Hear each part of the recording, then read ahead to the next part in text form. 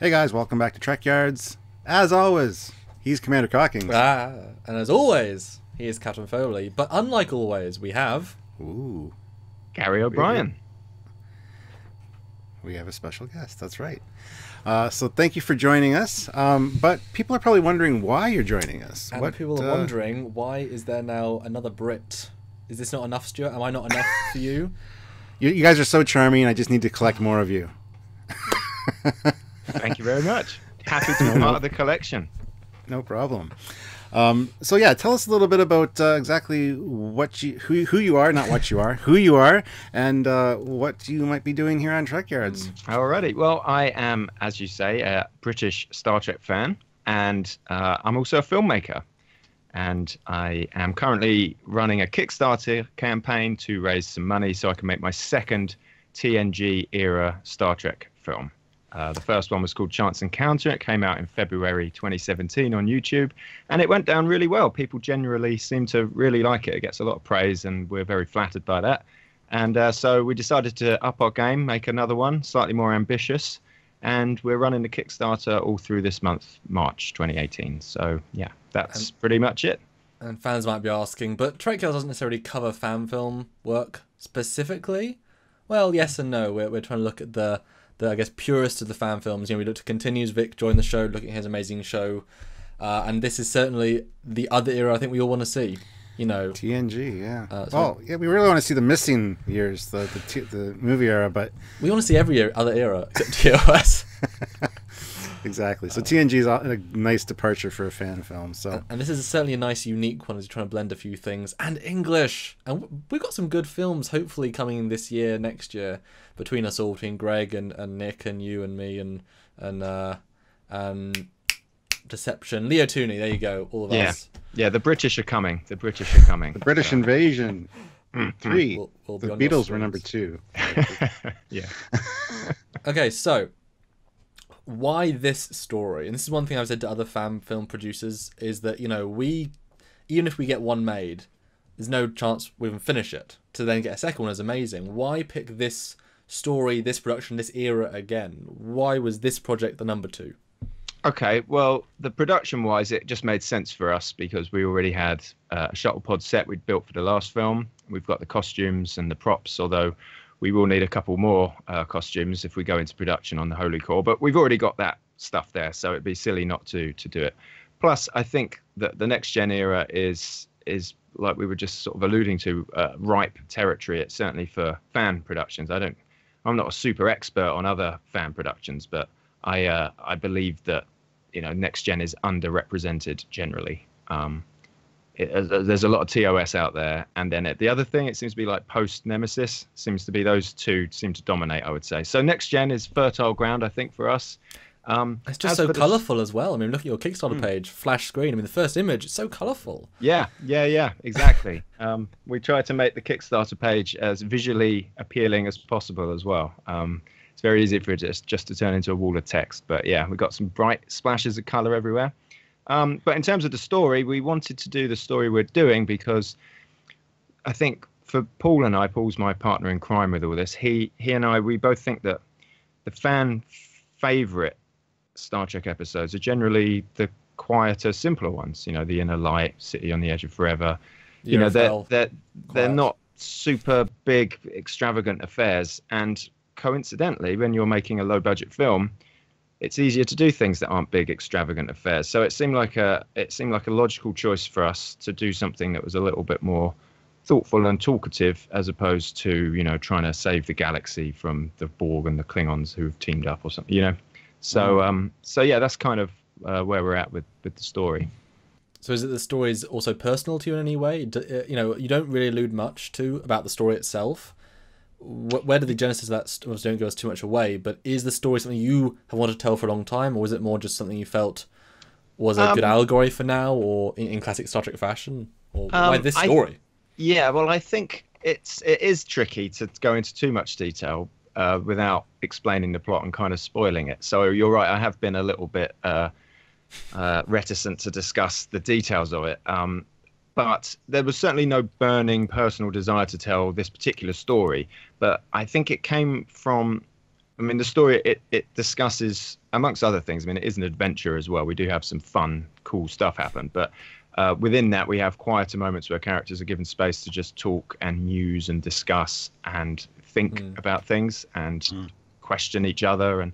And we're not saying it's science versus religion, but because I don't think that's that interesting per se. But we've got some characters in our alien species in the film who are emerging from a religious war which they've been fighting for centuries, and of course Starfleet, who aren't known to be super religious. But we're not just putting them at loggerheads and saying one's better than the other. We're just trying to have a hopefully intelligent discussion around the pros and cons of religion, because I think in the Western world we've moved away from religion. I'm not religious myself, by the way. It's just an observation that the West is more and more secular, and that's what it is. Whether it's good or bad, I don't know. But we just thought it's something that people almost won't acknowledge, that religion is where the Western civilization was born out of. Because everyone's, including me, really, has turned our back on our religious heritage. And we thought it would be interesting to put Starfleet people against people who are still very much into their religion, and just see what happens and have a discussion within the story. But, of course, within that, we've still got loads of cool, fun stuff happening as well. It's not just some highfalutin concept about religion. So, in essence, you know, obviously there were simple rules when they made Star Trek, and really annoying ones.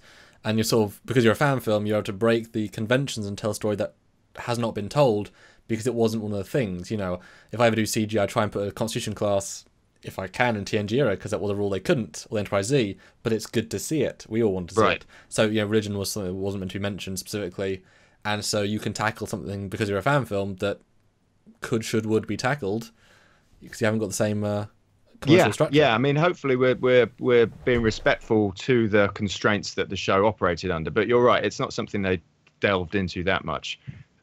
Even because it was on the air, I guess, like 25, 30 years ago, and just society in general wasn't quite as willing to discuss things like that, especially in America. I mean, I don't know, but I think, you know, one interesting point that did inform some of what our Starfleet characters say is in Data's Day, we have his voiceover about people are celebrating the Hindu Festival of Lights.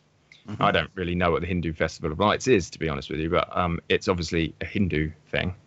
So there is precedent within the canon that religion is still, in some way, observed. And even TOS, he met Dr. Helen Noel at a Christmas party. Yes, indeed, yeah, and Picard in the Nexus and all that. So there's certainly, and Voyager went on a Christmas tree, didn't they, with having some adventure with Q. So, and I think there might even be a couple of others, but certainly all of those. And so that was all in my head, and I thought, well, it's something that, you know, me as some fan isn't just inventing some religion and sticking it into Star Trek. The precedent is there, but like you say, Sam, it wasn't somewhere where they really went. So yeah, hopefully it'll be interesting. And that kind of dolls back to why make this film, because, you know, if you can only make 2 fan films your entire life, make a love story like it's not been told before, and make a story that couldn't really be told at the time. Because if you want to make a splash, make a splash. Yeah. And we think that the story actually is, I mean, of course we would say this, but we actually think it's really good, and it really will be very Star Trek. People have been very kind and said that Chance Encounter was like, wow, this is great, this is real Star Trek, and that's very flattering, and you know, we love all that. But at the same time, I'd say a love story isn't what you tend to think of when you think of Star Trek. They had a few, but often they weren't the fan favourites. I mean, we all loved Anise, but wasn't the story we wanted to tell. Right. I think the best Star Trek love story was Kirk and his ship. Yeah, honestly. Yeah. No, and that breakup, very went down in flames. Absolutely. And one of the things I noticed about your Kickstarter in particular is the fact that there's some physical sets that you have done, and a lot of work has gone into this. It's not just green screen. It's not just, you know, handheld props with the green screen background. You've actually built like a little shuttle pod, and it's like really cool little things. That's something that really caught my eye. So the attention to detail that you guys are going into is really something that stood out to me when I saw your Kickstarter. So tell us a little bit about that. What have you built exactly, and what do you plan on building to kind of get immersive in the world of Star Trek? Sure. Okay. Well, yeah, you mentioned the shuttle, and you're right. That's something that was like the big build for our first film, Chance Encounter, and that was like, that was the big set piece we had for that, and we still have that in storage. And we're hoping it's held up well in storage. We haven't gone and looked at it, but I'm sure it's fine. So, yes, but we had a lot of fun making that set. But you're right. We also made sure that we paid a lot of attention to detail, and I tried my best to get it as screen accurate as possible. Of course.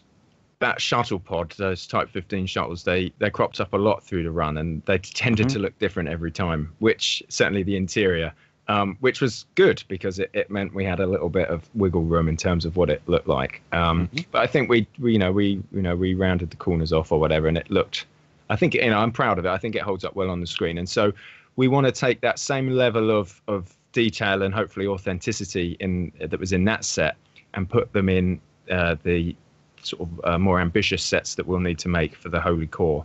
And really, we're making, for the Holy Core, we're going to have a ready room and what we're calling the Deflector control room. It's a sort of engineering type space on the ship. Because we realized, it was obvious we weren't going to try and build the whole engineering of this Nebula class ship that the film sounds. But we figured a smaller little, room in the style of would do us well. And so both rooms are about the same size, sort of ready room size. The ready room set is based on Picard's general layout, but we've adapted it a bit to fit our story and the requirements we have, in construction. So, yeah, we're hoping that people, because I like you guys, I like the nitty gritty, geeky, detaily stuff. So I'm hoping that we'll satisfy all that in our film, but not just obsess on that and have these amazing sets, but like as some awful story. I'm really hoping that we get the full spectrum covered, from like a really good Star Trek story and all that.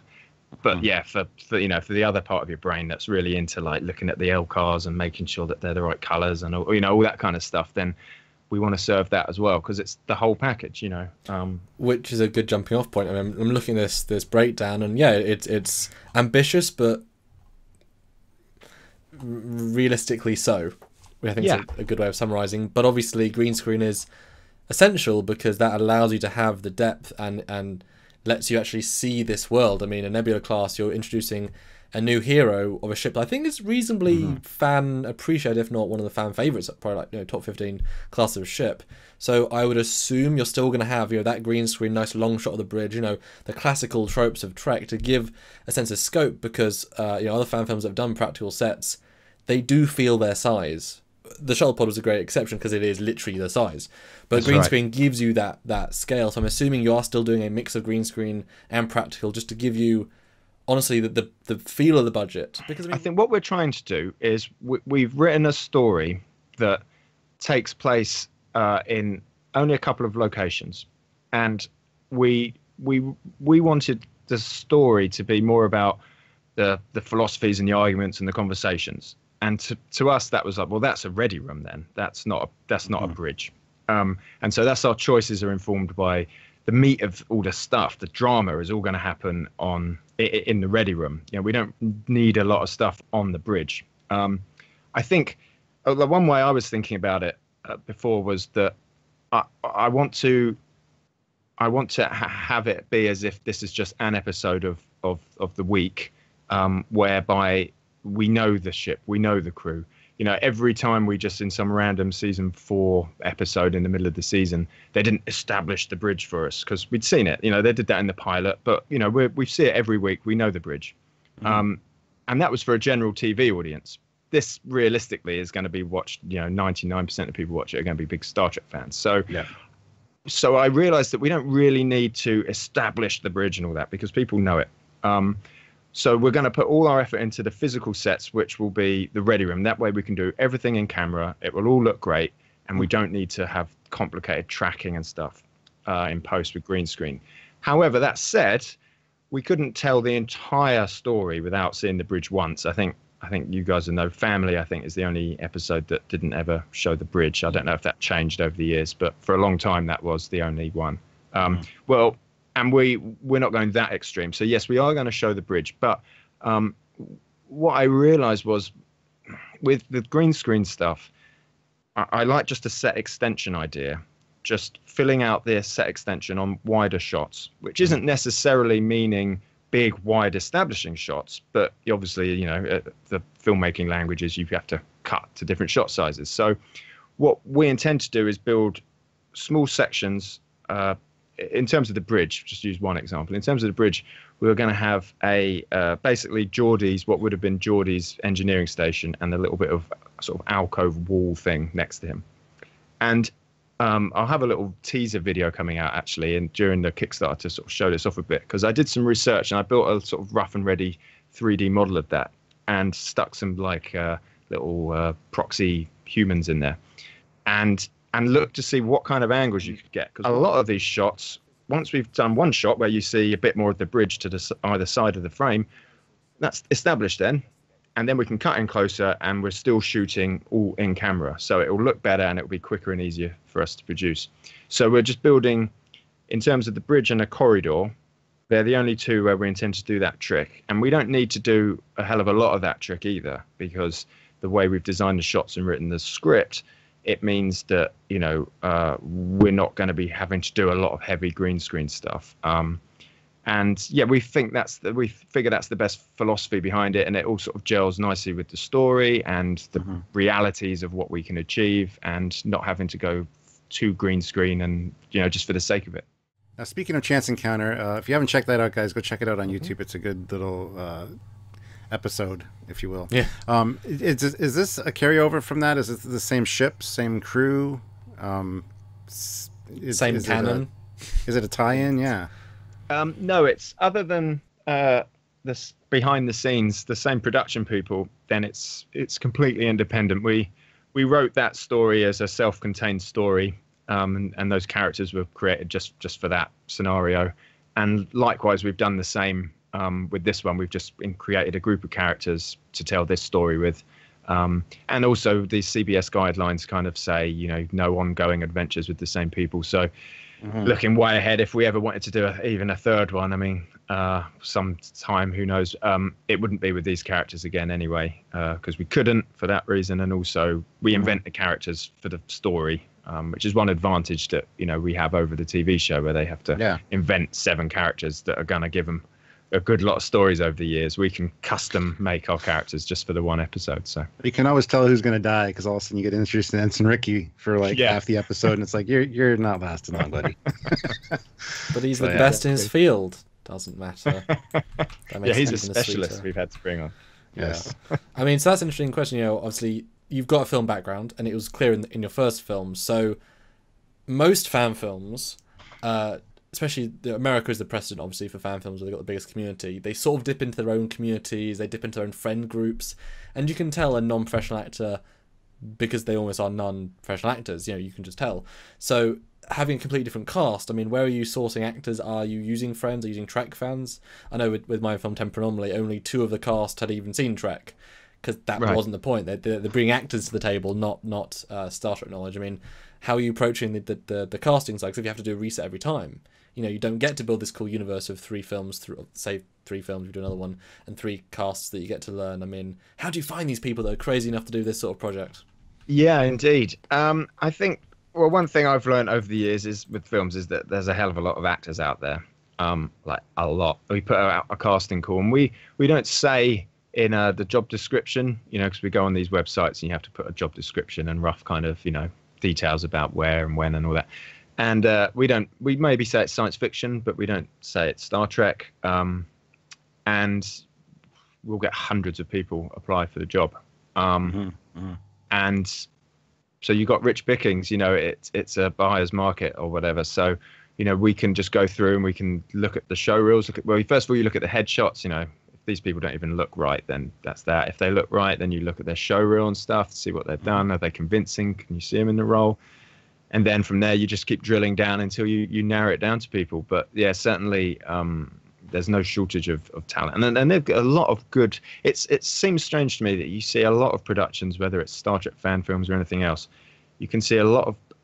I'm surprised by how many bad performances you can see out there, when I know from personal experience how many great actors are out there that you just never see or hear of. And it's such a tragedy that the good people don't get all the attention and but but yeah, there's no shortage of good actors out there. I don't think so. I don't anticipate we'll have any trouble putting really good people in these roles. Because I know even for unpaid actors, the fact is if they come along for the 2-day shoot, if it's a short film, then you're doing all the work to make them look good. So they get a piece out of it, and obviously, especially using younger people or even older people that are part-time actors but not really, getting something cool, especially science fiction where there's actually stuff involved. I mean, I have friends that went to university with that do short films, but they're in a wood or in a quarry. It's like they're always sort of the budget of what they have. Whereas when I did Temporal Anomaly and Stargate and stuff, just the fact that I can then put them in a big digital environment where it's something different to every other production. And so, especially when they've got something to show, something to show, you can say, well, look what we did. And clear film knowledge. Actually, double down on that. What camera are you using for this next film? We haven't decided yet.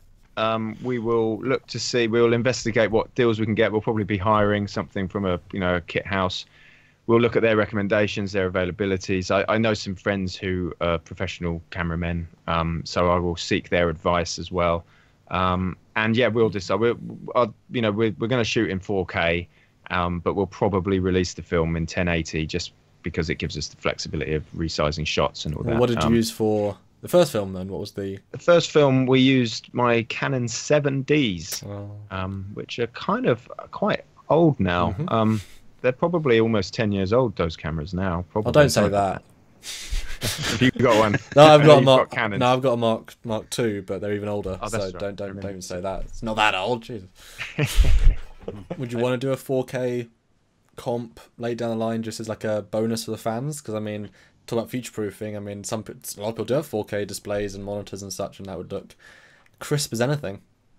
Yeah, but I mean, it would look good, but I imagine we'll be resizing some of the shots, so it'll be kind of like the remaster of Next Gen. It's like, why not go widescreen? It's like, well, because there's crap all over the sides of the frame. That's why. Well, then start with a 2K master because that's a safer bet. Yeah. So yeah, we'll see. I mean, I'm not sure. The plan is probably that we'll release it 1080. I mean, if that's good enough for the next gen Blu-rays, and I don't see them getting updated anytime soon. I mean, we mustn't forget what we're trying to emulate here. After all, so you are 4:3ing then, if that's good enough for the TNG Blu-rays. Well, that's true. That's true. That's true. But we're going for the Blu-ray of Generations. Let's say that then. So you're anamorphic it? Yeah, well, I have thought about aspect ratios. I mean, this is the kind of stuff that I'll really get into when, if. Well, you should totally release a 4K comp at 60:9 anamorphic comp. One's the TNG, one's the Generations, one's the exactly. That one time Thomas Riker was on the Defiant, and therefore he's in one time he was on Enterprise, and that's 16:9. Yes, yeah. 3 iterations. Choices. Yeah, there you go. And get Brent Spine to do a one-line dialogue like he did for Enterprise again. Just same exact thing. I like to think he just was like all like unshaven and in a dressing gown, some booze. And he's like, fine. At his doorstep, just put a camera's face and just Brent, just say a line. Yeah, it's all right. It's coming over the comms, so it's not too bad if the sound's not great because it will be distorted anyway.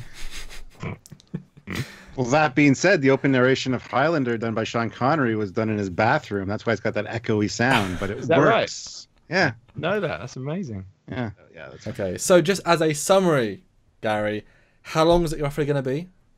It's going to be 30 minutes. Okay, yeah. Sorry, I'm so used to stories being however long they should be. That makes sense. You said aim release date 2019. When do you start production? Assuming obviously assuming the goal, but when do you think about starting? Is this the next thing for you, sort of thing? Yeah. If we get funded, that will be at the end of March. It takes about a month for Kickstarter to get us the funds, so we'll use that first month of April to start casting, and then hopefully start production on the sets and stuff through May, and maybe start turning over for June, hopefully. And if there was one last message for the fans, especially, obviously this whole video has been about telling them about the project, but obviously it can't happen unless you guys donate. And it's certainly worthwhile donating, that's why we're doing a video on it. But if you were to say a single sentence, to the fans of Trekyards, why should this be the first of 2018, 2018, to give to? What would you say? I think we are aiming to be the Star Trek Continues of the next generation. Mm.